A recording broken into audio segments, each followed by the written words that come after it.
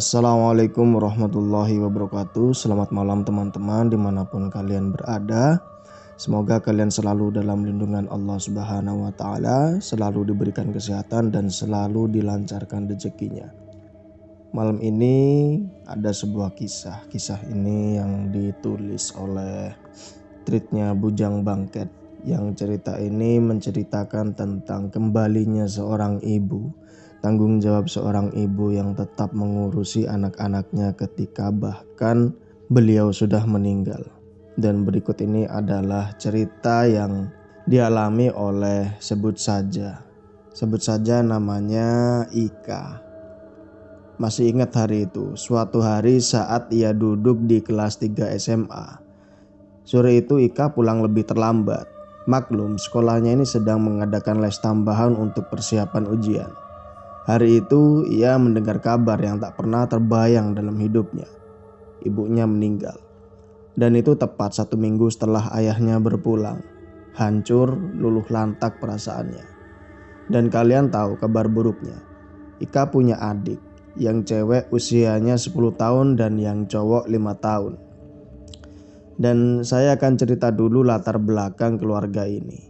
Jadi ayah Ika ini adalah seorang PNS. Dulu bertugas di salah satu kabupaten di Kalimantan Barat. Ibunya asal kabupaten itu juga. Nah, sejak pindah ke Pontianak, ibunya sudah tidak pernah pulang ke keluarganya. Bukan karena apa, untuk pegawai negeri pangkat rendah, biaya untuk mudik itu cukup mahal.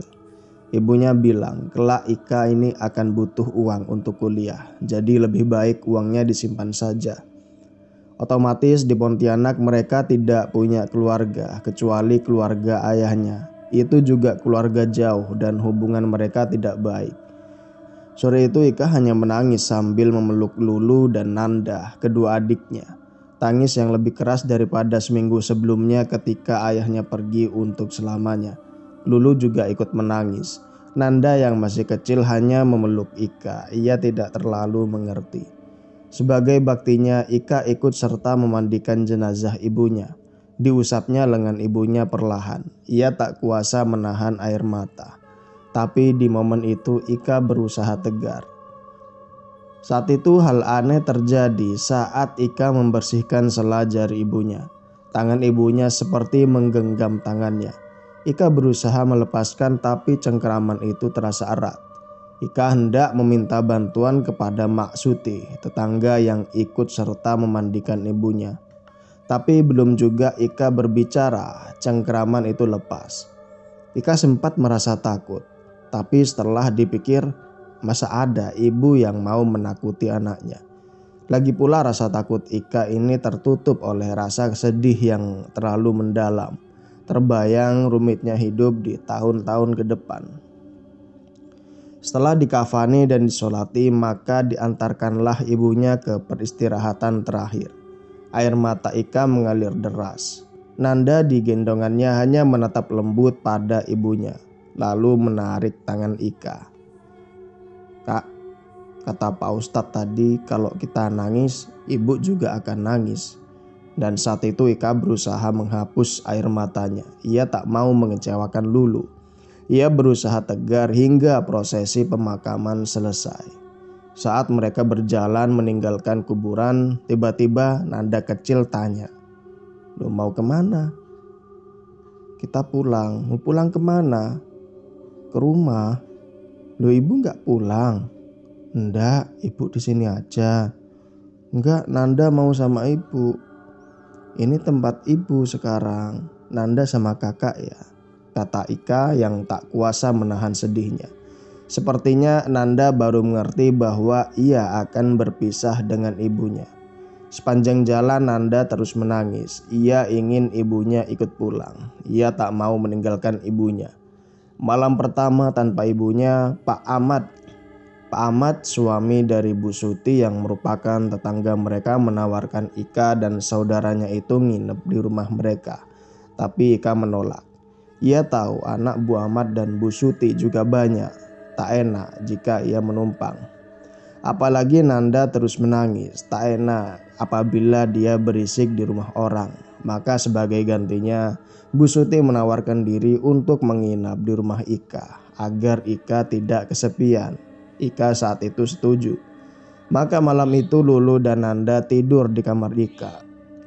Nanda terus rewel ingin bertemu ibunya. Mati-matian Ika memberi pemahaman kepada Nanda bahwa ibu sudah tidak akan bersama mereka lagi. Sampai Ika akhirnya berbohong. Ibu lagi pergi. Nanti kalau urusan ibu sudah selesai, ibu mau pulang. Dan Nanda akhirnya tenang. Malam itu Ika tertidur dengan segala derita fisik dan perasaan yang ditanggungnya. Kehilangan kedua orang tua dalam waktu yang berdekatan sungguh menghancurkan hatinya. Besoknya Ika telat bangun. Nanda sudah riang lari-larian di ruang tengah. Lulu masih tertidur. Ika keluar rumah dan Nanda sudah mandi, berganti baju dan dibedaki. Wah, Nanda sudah rapi. Mandi sama Mak Suti ya? Tanyanya. Enggak. Nanda mandi sama ibu. Ika kaget bukan kepalang. Bagaimana caranya Nanda bisa mandi bersama ibu? Bukannya ibu sudah tiada? Lalu Ika memeriksa handphonenya hendak tanya ke Mak Suti. Bisa saja kerinduan Nanda ke ibu membuatnya menjawab gitu. Tapi ada SMS yang dikirim Mak Suti tadi pagi. Nah Ika, maaf ibu pulang lebih awal. Anak ibu katanya panas tubuhnya. Saat itu Ika tertegun. Lalu Nanda berceletuk lagi. Kak Ika, ibu pergi lagi. Kapan ibu pergi? Ibu tadi pergi terbang, bagus. Nah saat itu bulu kuduk Ika berdiri. Tapi Ika tak ambil pusing. Barangkali Nanda memang sangat rindu ke ibunya itu. Dipeluknya Nanda erat-erat, tak kuasa Ika menahan tangis. Ika berencana tidak sekolah selama seminggu. Ia harus mencari akal bagaimana cara merawat adik-adiknya sementara dia harus sekolah. Lulu sudah bisa ngerti, tapi Nanda tidak bisa ditinggal gitu saja. Soal keuangan Ika tidak terlalu cemas. Ayahnya yang seorang pegawai negeri, kalau sekedar untuk hidup dan makan mereka masih ada uang pensiun. Tapi beban beratnya adalah mengasuh adik-adiknya. Malam harinya Nanda menangis. Ia tidak mau tidur bersama Ika. Ibu, Nanda mau tidur sama ibu. Ibu gak ada dek. Ibu ada. Nanda kecil ini kekeh bahwa ibunya masih ada. Ika kemudian inisiatif membawa Nanda ke kamar orang tuanya. Sebenarnya saat itu Ika belum siap. Kalian tahu kan, aroma itu bisa menyimpan kenangan. Nah, aroma kamar orang tua bisa membuat Ika jadi lebih sedih. Makanya dia ini menghindar ke sana. Tapi Nanda, Ika menguatkan diri. Kak, Lulu di sini aja ya. Kenapa? Lulu takut. Takut kenapa? Ibu kan baru meninggal. Kata teman Lulu, nanti ibu jadi hantu. Jangan sembarangan, ibu tuh udah tenang di sana. Dan saat itu Lulu tetap tidak mau ikut.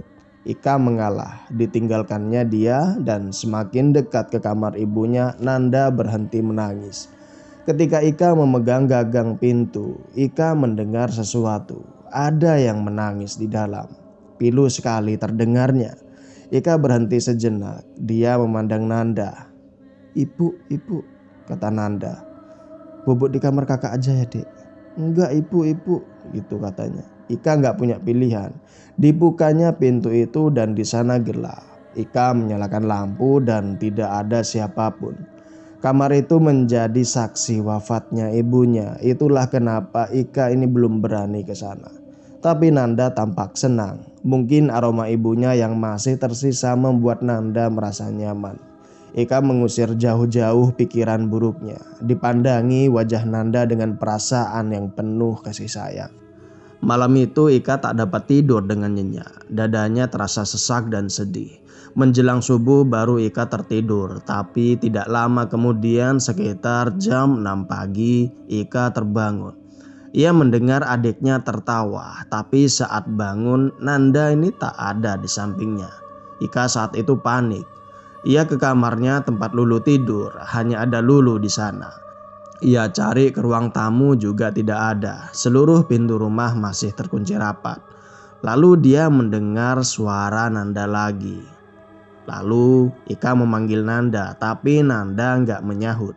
Suara Nanda masih terdengar. Ia mencari sumber suara yang mengarahkan ke kamar ibu. Ika mendekati lemari. Suara Nanda terdengar jelas dari sana. Ika membuka pintu. Ternyata Nanda ada di dalam situ. "Nanda, kamu ngapain di sini?" "Nanda main sama ibu." Nah, bulu kuduk Ika saat itu berdiri. Ini jelas ada yang tidak beres. Ia menggendong Nanda dan membawa ke kamarnya. Nanda terus menangis ingin bermain dengan ibu, tapi Ika bersikokoh agar Nanda tetap bersamanya. Siangnya Ika memberanikan diri menjaga adik-adiknya ke rumah pamannya, tepatnya sepupu dari ayahnya. Ini yang Ika bilang hubungannya gak baik, karena istri pamannya itu galak dan sombong. Pamannya menyambut Ika dan adik-adiknya dengan baik, apalagi Ika ini sedang berduka, tantenya juga. Tapi saat Ika bilang mau menginap beberapa hari, tantenya tampak tidak suka. "Ya sudah, kamu dan adik-adikmu di sini saja dulu," kata paman Ika. Maka malam itu Ika menginap di rumah itu. Besoknya Ika dan adiknya diusir oleh tantenya. Alasannya ia diganggu oleh arwah ibu Ika. Jadi saat tidur, Tante Ika merasakan sesuatu yang berat menindihnya. Napasnya sesak dan saat itu ia membuka mata. Ia melihat sosok ibu Ika menangis di samping kasurnya. Ia berusaha membangunkan suaminya, tapi saat suaminya bangun, sosok itu sudah tidak ada. Malam itu juga ia mau mengusir Ika karena dianggap membawa petaka, tapi suaminya menganggap istrinya ini mengada-ngada. Ia tahu istrinya itu tidak suka dengan keluarganya, tapi mengusir keluarga yang numpang menginap yang sedang berduka ini sungguh tak manusiawi. "Kamu tahu Ika, kedatanganmu kemari cuma jadi petaka," kata tantenya. "Sudah, jangan kau dengar tantemu itu." Tapi mendengar cerita itu, Ika tahu tantenya ini tidak berbohong. Ia tidak mau menjadi masalah, maka siang itu juga dia pamit. Ika teringat kalimat guru agamanya, "Arwah seorang yang meninggal 40 hari masih ada di sekitar kita." Kenapa pula ia harus takut pada ibunya sendiri? Ika menguatkan hati. "Kak, Ika masih sedih ya ibu pergi." "Enggak kok, kan ada kalian yang nemenin kakak." "Tapi kemarin malam Lulu dengar ibu nangis. Itu pasti karena Kak Ika nangisin ibu." "Di mana kamu dengarnya?" "Di depan pintu Kak." Dan malam itu ketika Ika tidur di kamar ibunya, Lulu mendengar suara di depan pintu. Dan saat itu dia manggil, Kak Ika." Tidak ada jawaban. Lalu terdengar suara tangis yang pilu. Lulu mengerti itu adalah bukan kakaknya. Lulu, kamu sudah makan Lu? Mau ibu masakin apa?" Nah, saat itu Lulu gemetar lalu bersembunyi di balik selimut. Dan dia bilang, "Ibu pergi aja." "Ibu ini sudah pulang," kata suara di depan pintu. Lulu menggigil tapi ia nggak bisa gerak. Lalu tubuh Lulu lunglai. Malam ketiga tanpa ibunya, kejadian aneh kembali terjadi. Saat jam menunjukkan jam 12, Ika mendengar suara dari dapur. Suara seperti panci dan wajan yang digerakkan. Aroma makanan juga tercium dari dapur. Sungguh lezat baunya. Ika tahu ibunya datang lagi. Sementara itu Nanda masih sering terlihat bermain sendirian sambil tertawa. Setiap ditanya ia selalu bilang kalau ia sedang bermain dengan ibunya. Semua itu mulai membuat Ika stres. Ia tak tahu harus apa. Ingin ia bercerita kepada orang lain, tapi dia takut ibunya jadi bahan pembicaraan. Bukannya ditolong malah jadi bahan gosip. Suatu sore sahabat Ika ini datang ke rumahnya. Ia belum sempat menemui Ika sejak ayah Ika meninggal. Ia baru pulang umroh bersama orang tuanya. "Aku turut berduka cita." "Sudahlah, semua sudah lewat. Doakan aku saja." Saat itu Ika bercerita ke Maya dan semua kejadian yang dia alami. "Jadi ibumu pulang lagi?" "Iya Mai, aku juga gak tahu. Ini pasti ada alasannya. Tapi apa? Itu yang harus kita cari tahu." Sepulang Maya, Ika memikirkan apa yang Maya katakan. Maya benar, ibunya ini tidak tenang. Ada yang mengganjalnya, tapi apa? Entahlah, teka-teki itu harus dipecahkan. Ia mulai mengingat hari-hari terakhir bersama ibunya. Setelah ayahnya meninggal, ibu Ika ini sering tampak murung. Bagi Ika itu normal. Ia juga sedih ditinggal ayahnya. Ibunya juga jauh lebih dekat dengan Ika, apalagi pada adik-adiknya. Sepanjang hari seperti ingin selalu bersama. Suatu hari ibunya memanggil Ika untuk bicara. Ika, kamu memang belum cukup umur, tapi ibu percaya kamu sudah dewasa. Kalau ibu nggak ada, jaga adik-adikmu ya. Memangnya ibu mau kemana? Ibu tetap di sini, tidak akan jauh-jauh. Tapi ibu butuh bantuan Ika buat jaga adik-adik. Iya bu, Ika akan jaga mereka kok. Kini Ika mengerti, ibunya sudah tahu kalau umurnya tak lama lagi. Ibunya seperti bersiap-siap untuk pergi dan kedekatan di akhir hayatnya itu.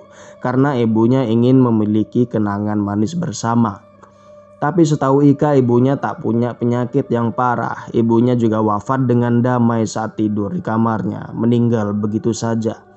Malam itu Nanda terlihat sangat rewel. Ia terus merengek. Ika berusaha menenangkan adiknya. Lulu juga membantunya, tapi Nanda terus menangis.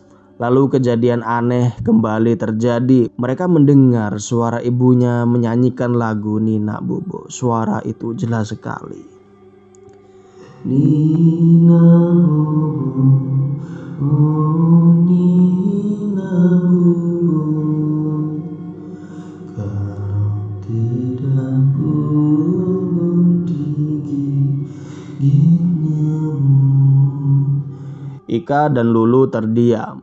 Walaupun itu suara ibunya, tetap saja ibunya ini sudah tidak ada, tetap menakutkan. Tapi Nanda yang mendengar suara itu malah menjadi tenang. Nanda mau bobok sama ibu, kata Nanda. Nanda kemudian melompat dari pelukan Ika dan berlari ke arah pintu kamar. Cepat sekali Nanda berlari sedangkan Ika dan Lulu masih mematung. Ika dan Lulu bergegas, di ruang tamu tidak ada, di dapur tidak ada. Ika tahu mereka ada di mana. Pelan-pelan Ika membuka kamar ibunya. Ika dan Lulu bertatapan di atas tempat tidur. Ibu mereka duduk sambil menimang Nanda. Nanda saat itu tertawa. Ibu? Sosok itu menatap Ika tajam. Bu, kenapa ibu ada di sini? Ini bukan tempat ibu lagi. Lalu tubuh Nanda seperti melayang di udara. Sosok itu melesat cepat di depan wajah Ika. Zup! Ini tempat ibu. Kalian adalah anak ibu. Ika mematung saat itu. Lulu menganga. Sedetik kemudian sosok itu hilang. Kak, kita jangan tidur di rumah ini, kata Lulu.